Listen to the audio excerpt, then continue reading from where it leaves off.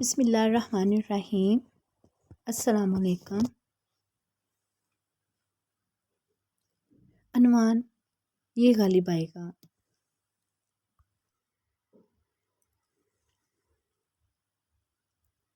حلیمہ سعدیہ فرماتی ہیں، میں پریشانی کی حالت میں مکہ پہنچی۔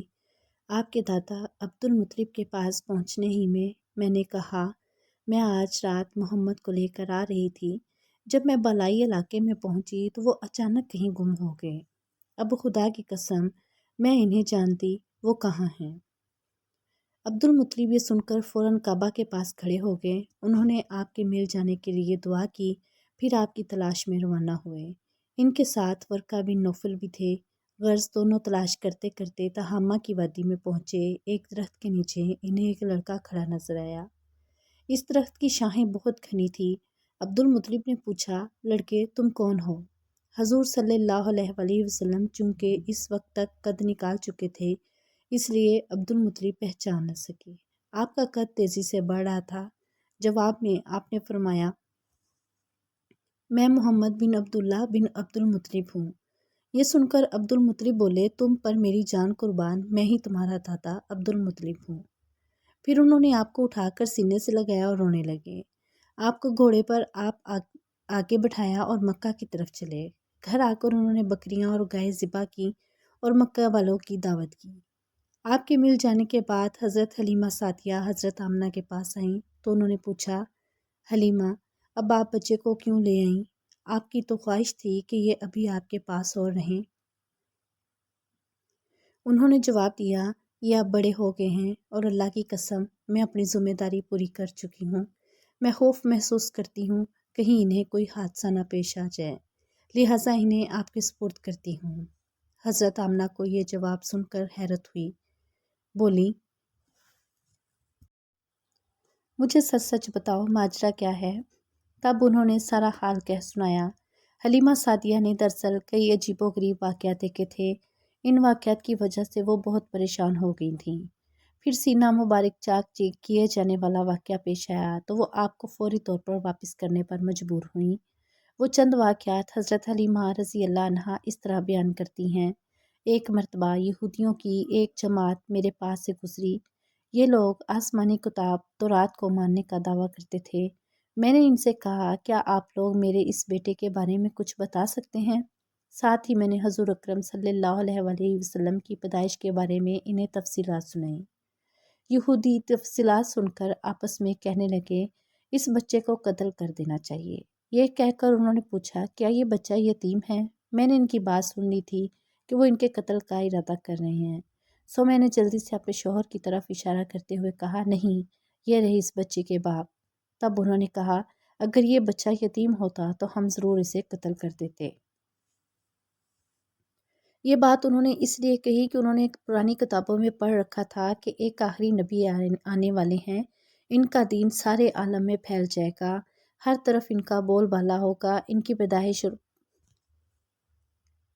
بچپن کی یہ علامات ہوں گی اور یہ کہ وہ یتیم ہوں گے۔ اب چونکہ ان سے حلیمہ سعدیہ نے یہ کہہ دیا کہ یہ بچہ یتیم نہیں ہے تو انہوں نے خیال کر لیا کہ یہ وہ بچہ نہیں ہے۔ اس طرح انہوں نے بچے کو قتل کرنے کا ارادہ ترک کر دیا۔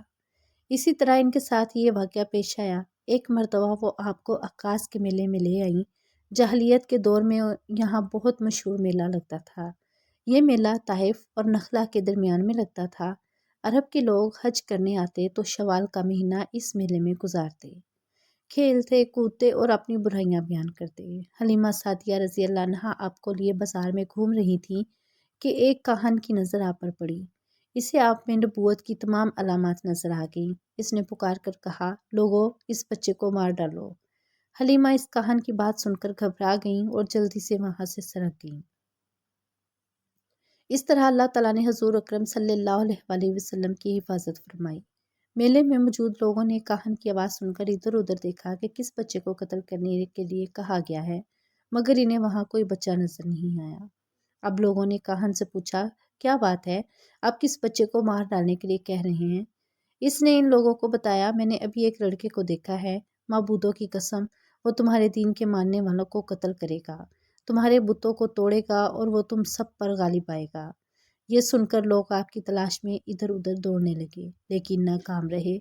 حلیمہ سعدیہ آپ صلی اللہ علیہ وسلم کو لیے واپس آ رہی تھی کہ ذی الحجاز سے ان کا گزر ہوا۔ یہاں بھی میلہ لگا ہوا تھا۔ اس بازار میں ایک نجومی تھا۔ لوگ اس کے پاس اپنے بچوں کو لے کر آتے تھے۔ وہ بچوں کو دیکھ کر ان کی قسمت کے بارے میں اندازے لگاتا تھا۔ حلیمہ سعدیہ اس کے نزدیک سے گزری تو نجومی کی نظر حضور اکرم صلی اللہ علیہ وسلم پر پڑی۔ نجومی کو آپ صلی اللہ علیہ وسلم کی مہر نبوت نظر آئی۔ ساتھ ہی آپ صلی اللہ علیہ وسلم کی آنکھوں کی خاص سرخی اس نے دیکھ لی۔ وہ چلا اٹھا، اے عرب کے لوگوں، اس لڑکے کو قتل کر دو، یہ یقیناً تمہارے دین کے ماننے والوں کو قتل کرے گا، تمہارے بتوں کو توڑے گا اور تم پر غالب آئے گا۔ یہ کہتے ہوئے وہ آپ کی طرف جھپٹا، لیکن اسی وقت وہ پاگل ہو گیا اور اسی پاگل پن میں مر گیا۔ ایک اور واقعہ سیرت ابن ہشام میں سے ہے کہ حبشہ کے عیسائیوں کی ایک جماعت حضور اکرم صلی اللہ علیہ وسلم کے پاس سے گزری۔ اس وقت آپ صلی اللہ علیہ وسلم حلیمہ سعدیہ کے ساتھ تھے اور وہ آپ کو آپ کی والدہ کے حوالے کرنے جا رہی تھی۔ ان عیسائیوں نے آپ صلی اللہ علیہ وسلم کے موڈوں کے درمیان مہر نبوت کو دیکھا اور آپ صلی اللہ علیہ وسلم کی آنکھوں کی سرخی کو بھی دیکھا۔ انہوں نے حلیمہ سے پوچھا، کیا اس بچے کی آنکھوں میں کوئی تکلیف ہے؟ انہوں نے جواب میں کہا، نہیں، کوئی تکلیف نہیں، یہ سرخی تو ان کی آنکھوں میں قدرتی ہے۔ ان عیسائیوں نے کہا، تب اس بچے کو ہمارے حوالے کر دو، ہم اسے اپنے ملک لے جائیں گے، یہ بچہ پیغمبر اور بڑی شان والا ہے، ہم اس کے بارے میں سب کچھ جانتے ہیں۔ حلیمہ سعدیہ یہ سنتے ہی وہاں سے جلدی سے دور چلی گئی، یہاں تک کہ آپ صلی اللہ علیہ وسلم کی والدہ کے پاس پہنچا دیا۔